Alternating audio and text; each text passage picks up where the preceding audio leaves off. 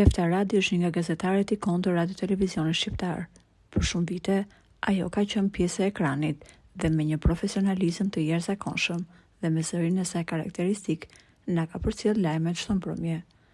Por Tefta, përveç anës profesionale, ka qenë dhe vijon të jetë një njeri i jashtëzakonshëm.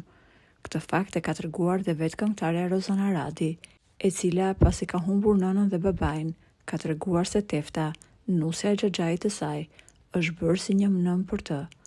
Ajo e merr çdo ditë në telefon, e dëgjon si ka qenë dita e saj, i jep këshilla kur ja kërkon, por më tepër i jep shumë dashuri.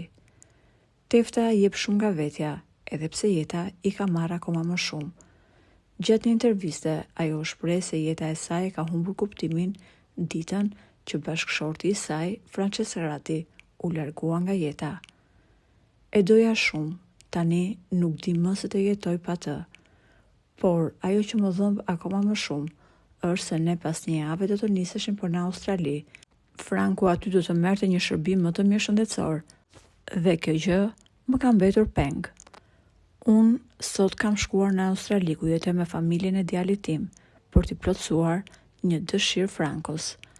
Ai më thoshte, duhet të shkojmë për të jetuar në një oazë të qetë, larg intrigave dhe dallavereve pafund që na janë bërë dhe po vazhdojnë të na bëhen. Më ka ngelur peng që Franco nuk e shkeli atë tokë dhe nuk e përjetoi paqen dhe qetësinë që të fal ai vend.